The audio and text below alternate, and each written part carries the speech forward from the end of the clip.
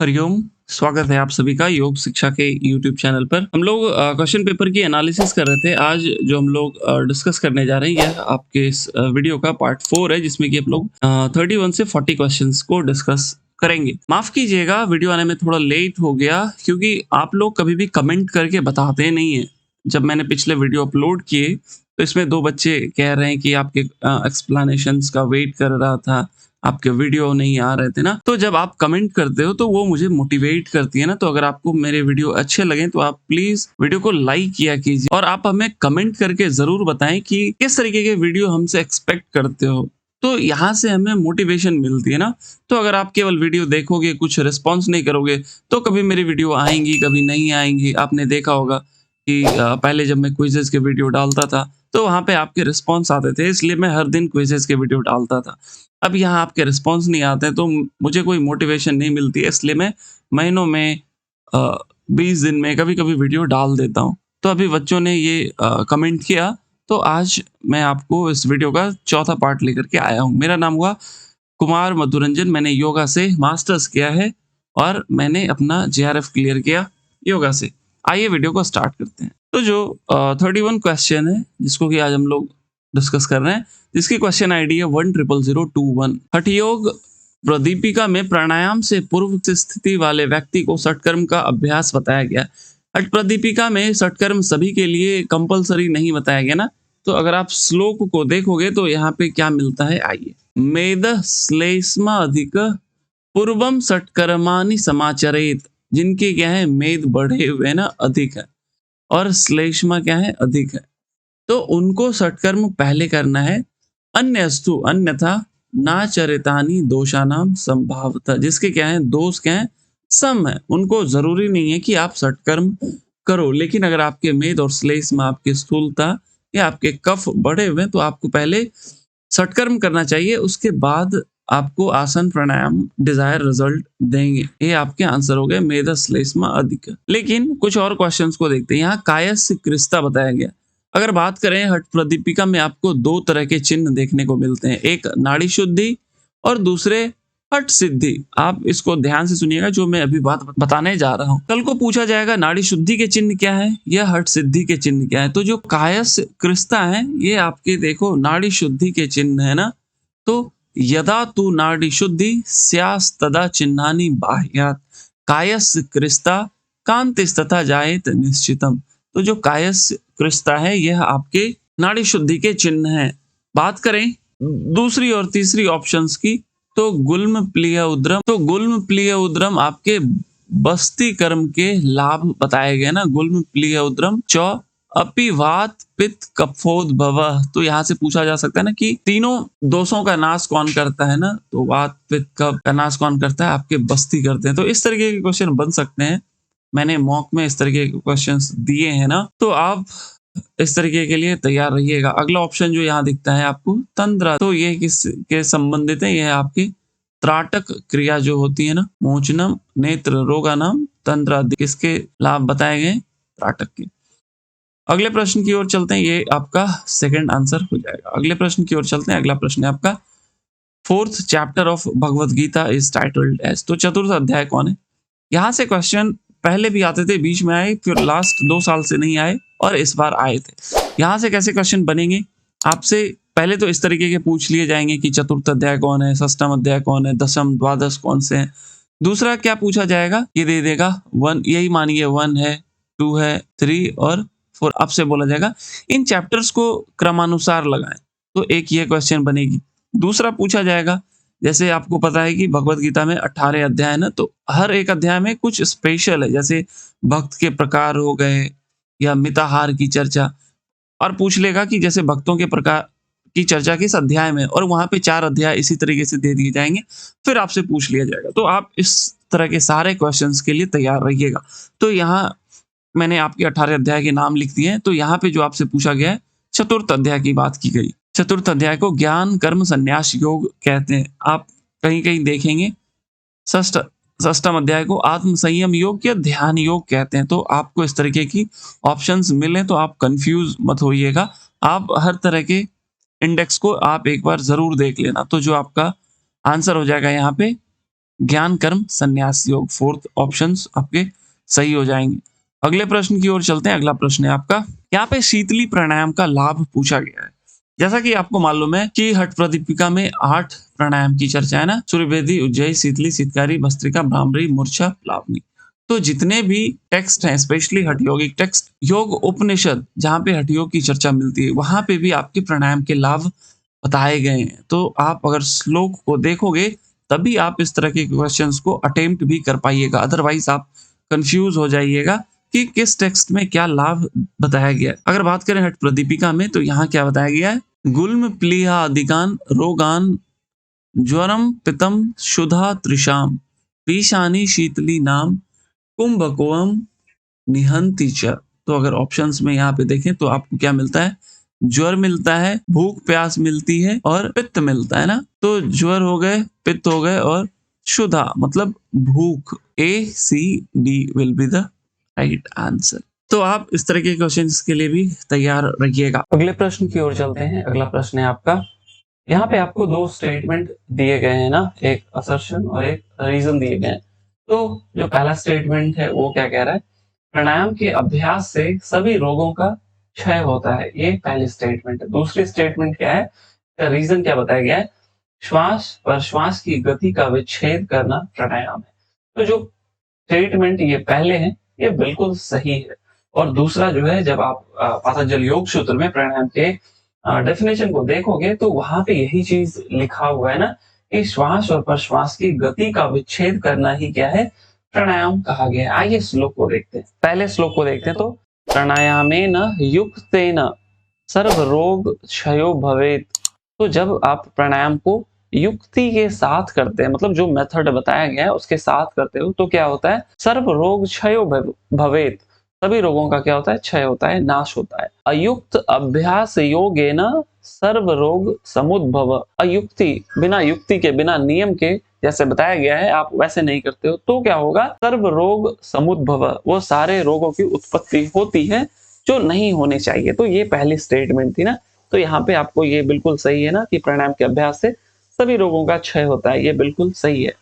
अगले स्टेटमेंट को देखते हैं। तो यहाँ क्या कह रहा है, तस्मिन् सति श्वास प्रश्वास योग योगर्ति विच्छेद प्राणायाम। तो श्वास और प्रश्वास की गति का जो विच्छेद होता है, ये आपके प्राणायाम के डेफिनेशन मिलते हैं आपको पतंजलि योग सूत्र में, जिसकी श्लोक संख्या 49 है। अब आप बताइए कमेंट करके कि ये किस पाद में ना, टोटल 4 पाद पतंजलि योग सूत्र में ना, तो ये किस पाद में ये डेफिनेशन आपको देखने को मिलती है ना। तो आप हमें कमेंट करके ये चीज बताएं। ये भी सही है, ये भी सही, लेकिन ये इसके सही व्याख्या नहीं है ना, क्योंकि ये आपको योग सूत्र में मिलते हैं, ये आपको हठ प्रदीपिका में मिलते हैं। तो यहाँ पे जो आपका आंसर हो जाएगा, A and B are true but R is not the correct explanation of A। तो सेकंड इसका सही आंसर हो जाएगा।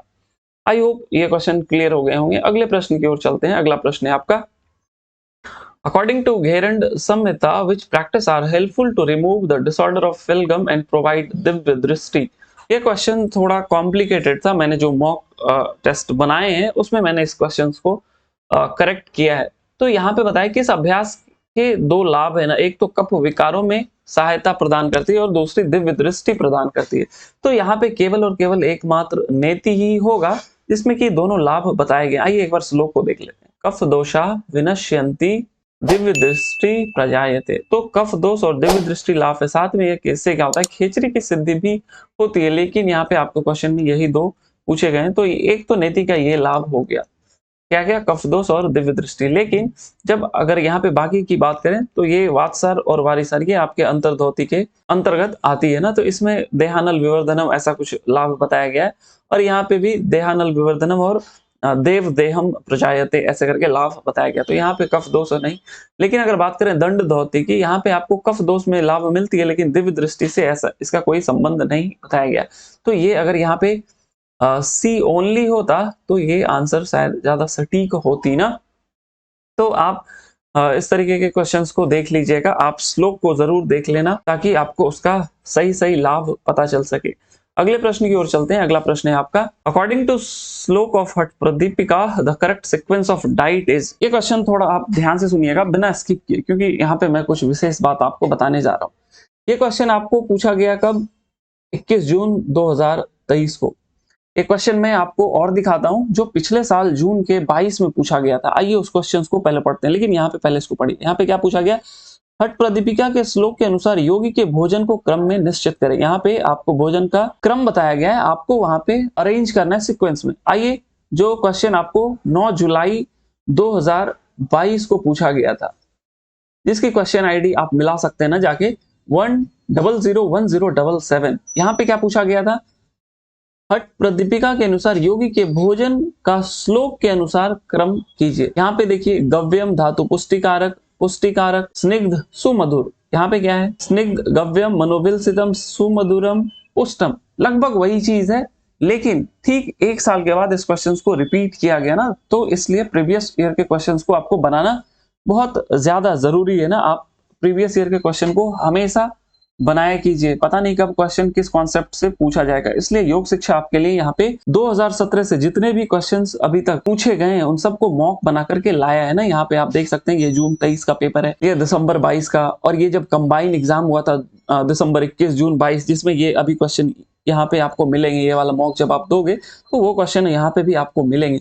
तो 17 से लेके अभी तक जितने क्वेश्चंस हैं वो यहाँ पे आपको देखने को मिलेंगे। और यहाँ पे जो आपको ये 31 डेज दिख रहा है, इसके लिए आपको बिल्कुल चिंता करने की जरूरत नहीं है। ये जब तक आपके पेपर नहीं हो जाएंगे तब तक आपको इसकी वैलिडिटी रहेगी, और जितनी बार आप चाहो उतनी बार आप इस क्वेश्चन को विजिट कर सकते हो, देख सकते हो ना। तो इसके लिए आपको केवल 50 रुपीज देने पड़ेंगे, लेकिन आपके लिए बहुत बेनिफिशियल होगा। यहाँ पे जब आप इस क्वेश्चन को पढ़ेंगे तो आपको ज्यादा बेहतर समझ में आएगा। आइए इस श्लोक को देखते हैं। यहाँ पे क्या कह रहा है, पुष्टम सुमधुरम स्निग्धम गव्यम धातु प्रपोषणम मनोविलसितम योग्यम योगी भोजनम आचरेत।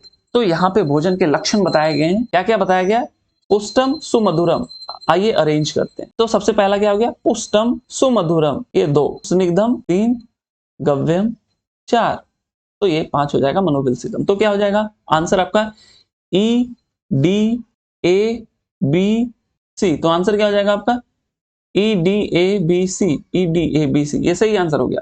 ये तो इस साल के थे। आइए पिछले साल के क्वेश्चन को देखते हैं। तो यहाँ पे भी क्या गया, सबसे पहले क्या था, तो पुष्टम पुष्टिकारक है 1, फिर था सुमधुर 2, फिर स्निग्ध 3, फिर गव्यम 4, और फिर धातु पुष्टिकारक 5। तो यहाँ पे आपका आंसर क्या हो जाएगा, C E D A B, C E D A B, C E D A B second हो जाएगा। तो आप इस तरीके के क्वेश्चंस को बिल्कुल कीजिएगा। एक और क्वेश्चन मैं आपको यहाँ पे बताना चाहूंगा, ये भी आपको पूछा गया था 9 जुलाई 2022 को। तो ये क्वेश्चन देखिए, यहाँ पे क्या बोला गया है कि यहाँ पे भगवत गीता के अनुसार आप सात्विक आहार को क्रम से लगाएं। लगभग वही चीज है ना, रुक्ष स्निग्ध रस्य गत रसम स्थिर। तो अगर आप भगवत गीता पढ़े होंगे तभी आप इस क्वेश्चन को अरेंज कर पाएंगे। आप इसके आंसर हमें कमेंट करके बताएं। हो सकता है यहाँ से इस साल भी क्वेश्चन पूछे जा सकते हैं। तो जितने भी मिताहार के क्रम, चाहे किसी भी हठ यौगिक ग्रंथ में हो, चाहे कोई भी टेक्स्ट में हो, आप उसके क्रम को जरूर याद रखिएगा। तो आइए इसके आंसर हमें कमेंट करके आप बताएं। अगले प्रश्न की ओर चलते हैं। अगला प्रश्न है आपका, यहाँ पे पूछा गया है, चित्त की निम्नलिखित में से किस दशा में मन शक्तियां इंद्रियों के द्वारा सभी दिशाओं में प्रवाहित होती है। तो आपको व्यास भाष्य में चित्त की 5 अवस्था बताई गई ना, क्षिप्त, मूढ़, विक्षिप्त, एकाग्र और निरुद्ध, ये 5 अवस्था बताई गई। तो यहाँ पे जो पूछा गया है कि किस अवस्था में मन शक्तियां इंद्रियों के द्वारा सभी दिशाओं में प्रवाहित होती है। जैसा कि आपको मालूम है, जो मूढ़ अवस्था होती है, ठीक है, जो लक्षण बताए गए इसमें वो आलसी रहता है, कोई काम करने की इच्छा नहीं होती है। लेकिन जब आप बात करो क्षिप्त की, मन शक्तियां इंद्रियों के सभी दिशाओं में प्रवाहित होती है, इसका मतलब आपके अंदर राजसिक प्रवृत्ति है। और जब राजसिक प्रवृत्ति होती है तब आदमी की जो अवस्था होती है वह क्षिप्त होती है। आप इसको याद रखिएगा। तो इसके सही उत्तर आपके सेकंड हो जाएंगे।